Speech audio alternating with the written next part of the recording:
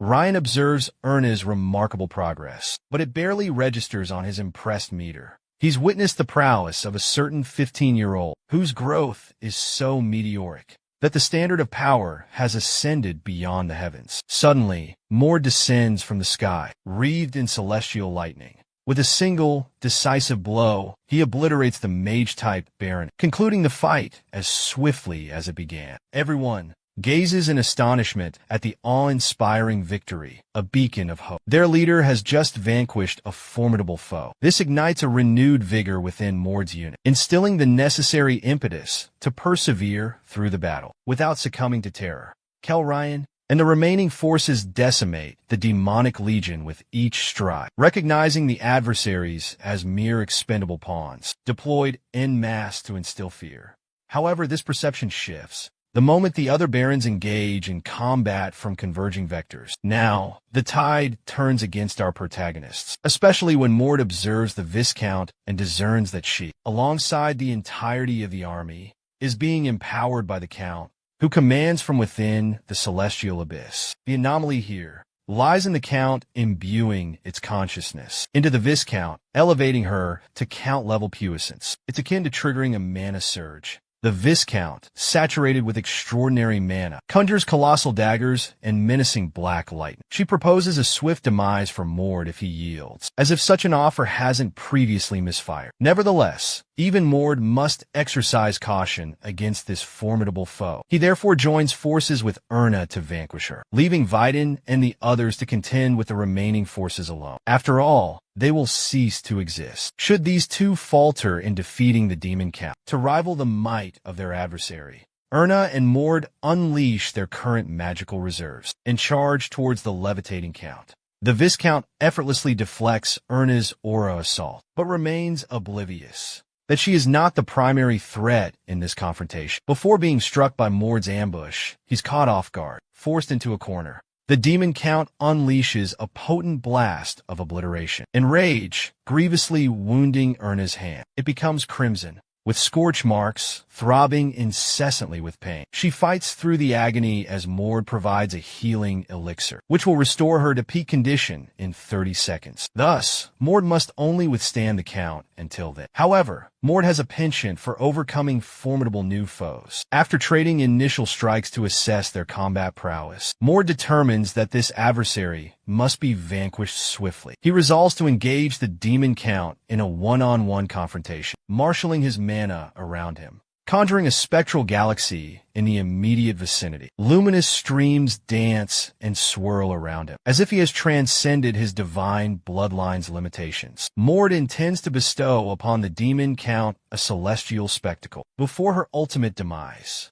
Now that Mord has unleashed his ultimate technique, the Demon Count's assaults will prove futile. In a desperate gambit, she summons the Burning Swordsman's March, unleashing a torrent of fiery blades towards him. She aims to inflict agonizing torment before his death. Mord valiantly charges towards the onslaught, evading each and every blade with breathtaking agility. He parries even a final, desperate strike from the Demon Count. But he doesn't merely dodge. He harnesses the divine boon bestowed upon him by the god of struggle, the radiant form which effectively grants him a Susanoo, and launches her skyward with an irresistible blow. The Demon Count appears cognizant that this is a power inherent to Burnhas himself. Erna shares this realization, having previously believed it to be mere legend. Just before the twilight of the mythical age, Burnhas honed this technique to repel colossal beings of various origins, conjuring his own luminous giant using sanctified blood, harnessing the benediction of the deity of combat to endure a mass 30 times his own. Mord commands the radiant entity like an automaton, one that expends immense energy even for a simple handshake. The Demon Count retaliates, successfully severing a limb and impaling the radiant form's neck. But she recoils in dismay at the sight of its already overflowing mana. Mord brandishes a bracelet brimming with even greater magical reserves, which he employs to restore the radiant form. Vanquished, the Demon Count remains motionless, ensnared within the palm of Mord's divine effigy. Shattered like a mere twig, the conflict concludes, granting the heroes an absolute triumph. But before their departure, They extinguished the life force from Rotae's already depleted form, as all her essence had been channeled into the demon count. Back in the village, nearly devoured by the demonic transformation, the inhabitants rejoice in the Byrna's army's victory and the intervention of an enigmatic savior who vanquished the count. He opts for anonymity due to a clandestine mission. Public recognition would jeopardize its purpose. Furthermore, he desires Erna to claim the accolades, for as the prospective Archduke,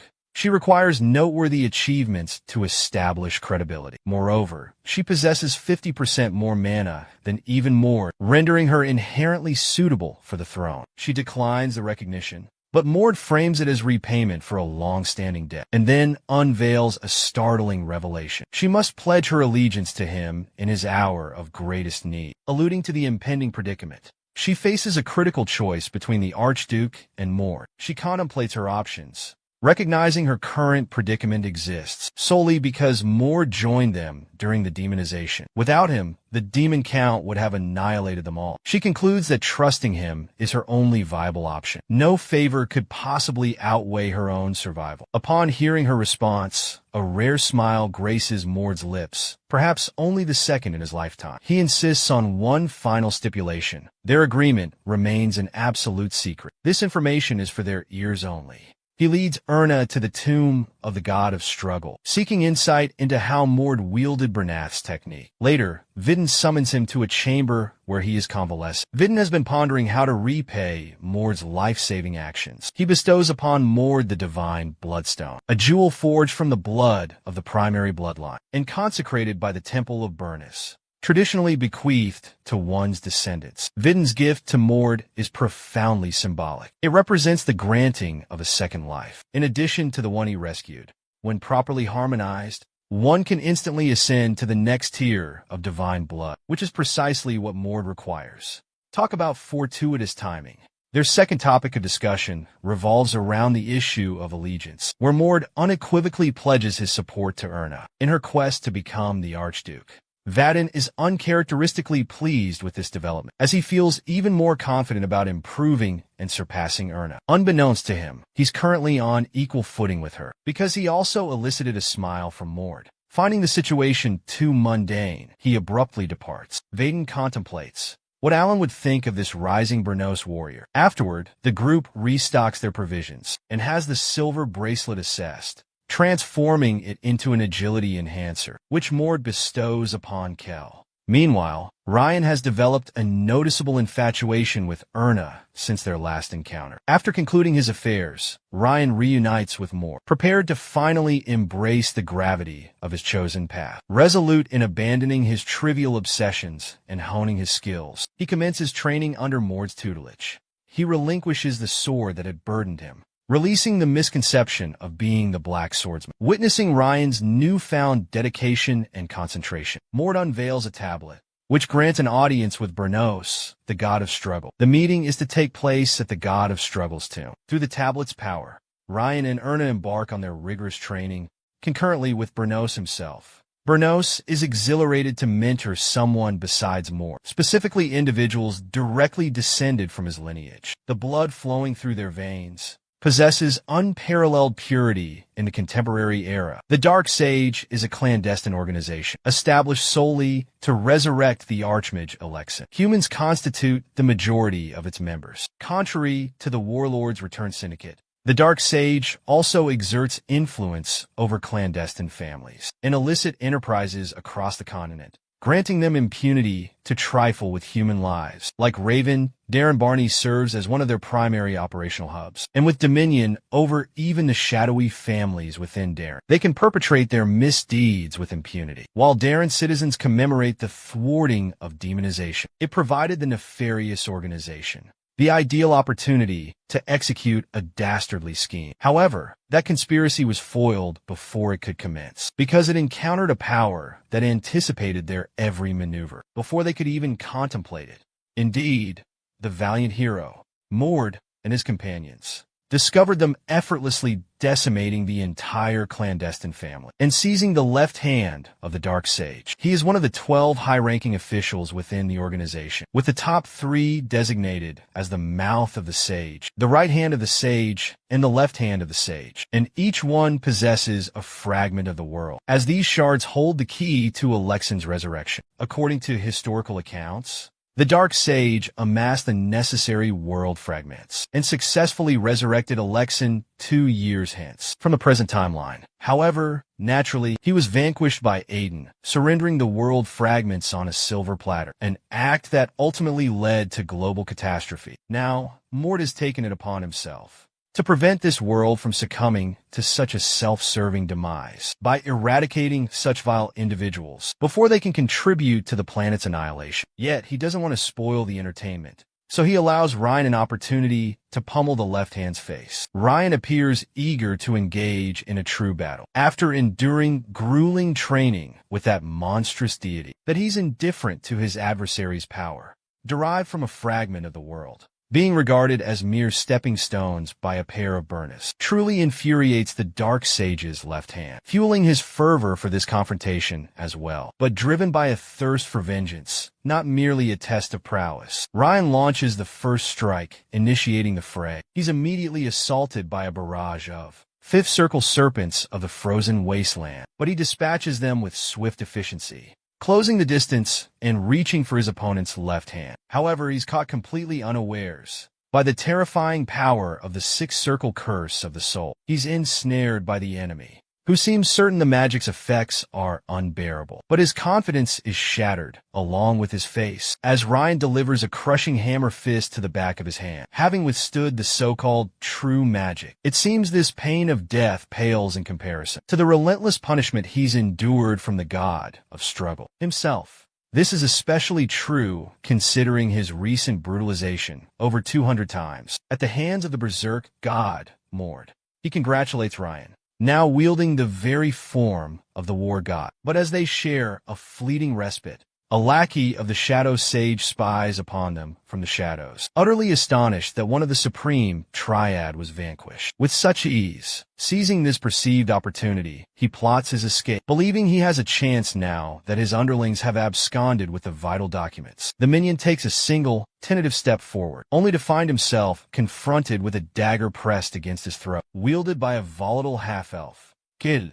He had already dispatched the insignificant pawns who fled with the documents, and recovered them effortlessly. The gruesome state of the runners, submerged in a crimson pool, their bodies stacked atop one another in a macabre heap, speaks volumes. Terror grips the heart of the lone, surviving underling, as Kel swiftly dispatches him to the underworld. Later, within the confines of a dense forest, Kel grapples with Mord's perplexing decision to return to the gatekeepers within the White Demon Realm, a full 4 months ahead of Eldon's granted leave. But Mord remains silent as is his custom, and the pair acquiesce to his impromptu decisions without further inquiry. However, the true motive behind Mord's haste lies in the fact that both Kel and Ryan are ill-equipped to confront the Silver Blood's pursuing squadron and the formidable ace they hold in reserve. Their survival against such a menacing force is precarious, because Ryan requires further time to master the potent blessing bestowed upon him by the deity of combat, and Kel needs to completely comprehend the enigmatic power of Aura, having only recently unlocked its potential after imbibing the mystical nectar. He is also the key reason for Mord's effortless acquisition of numerous world pieces, with Ryan serving as a supportive companion, occasionally delivering crucial victories. The trio embark upon their expedition towards the formidable White Demon Dominion. The Silver Blood pursuit contingent, alerted by their clandestine informants, devise a plan to ambush our protagonists en route, anticipating a trifling and entertaining diversion. Perhaps the most clueless pursuers in the narrative thus far, believing anything short of the divine Burnus himself could even phase Mord, while sprinting through the expansive forest. Mord briefs Cal and Rio regarding the Silver Blood pursuit squad on their trail, as he expounds on the inevitability of this confrontation. Also, the Crimson Lightning Bolt, a vibrant scarlet beam, descends before them. Emerging from the light is the leader of the pursuit. But before he can deliver his sardonic, villainous monologue, Mord lunges towards his face and unleashes a punch to conclude this tiresome chase. In an instant, the Shatter Mirage, typically a one-hit knockout, is effortlessly deflected with a wave of the pursuit leader's hand. This astounds even Mord himself,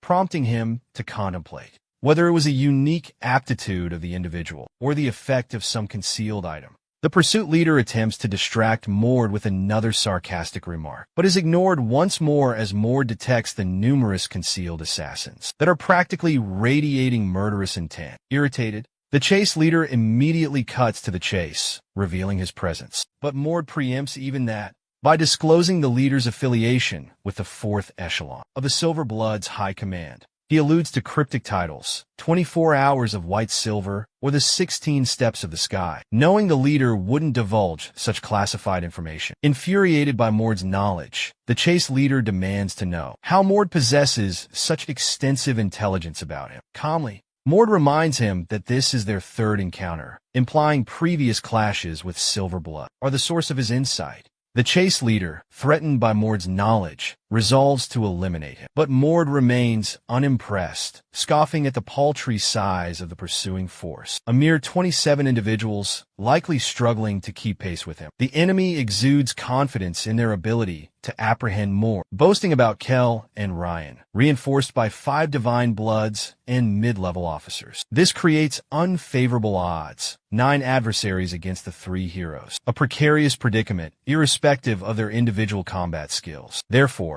Mord and his companions cannot succumb to anxiety when confronted with this challenge. 2 members of the Divine Blood lineage, brimming with confidence, charge Ryan, weapons brandished, and swiftly pay the ultimate price. They perish instantaneously, obliterated by a volley of impulsive energy spheres, unleashed by Ryan. The third Divine Blood wielder exhibits a more composed demeanor, as he astutely assesses Ryan's formidable power, a strength derived from the bloodline of Burnus. However, he anticipates an exhilarating duel, rather than a lopsided annihilation. Meanwhile, Kel finds himself besieged by a multitude of Silver Blood pawns. He conjures his wind spirits to vanquish them effortlessly, without raising a blade. He then confronts a member of the 5 esteemed Divine Bloods of the Silver Blood lineage, who appears astonished by the half-elf's remarkable prowess, a capability that rivals a master-level mana combat. Being an informant himself, Kel derides the man's intelligence network as pathetic, which enrages the Divine Blood Scion, prompting him to charge towards Kel. Their blades collide in a resounding clash. The sheer force of the Divine Blood throws Kel off balance, sending him reeling backward with the sudden realization that this confrontation might not be as effortless as he anticipated. Luce, the leader of the pursuit, is bewildered by the fact that Mord has only 2 others as reinforcements. He had expected Eldon to provide more substantial support for such an esteemed individual. Mord finds Luce ignorante amusing, completely oblivious to how Mord had been single-handedly managing all the affairs on his own. He enlightens the clueless pursuit leader, revealing that Luce should have launched a full-scale assault from the very beginning, because at this juncture, this meager contingent from the 24 Hours of White Silver is woefully insufficient to contend with the adversaries he has already vanquished. Enraged by the blatant condescension, Luce unleashes his blazing mana, drawn from the ancestral bloodline of the Regan gods, deities of lakes and tranquility, and readies himself to vanquish Mord right here and now. He brandishes his blade and vaunts his lakeside combat advantage, compelling Mord to strategize before engaging in battle. Luce is capable of unleashing the second stage of Divine Blood release, and wields a potent artifact. With superior numbers at his command, he is certain victory is within his grasp. In a thrilling twist, his gloating is abruptly halted by Erna and her trusted lieutenant. As she cleaves a path through the ranks of Silver Blood henchmen, Luce is seized by terror, now that Mord will receive the aid of a Bernice prodigy, while Erna joyously greets Mord, tipping the scales in his favor.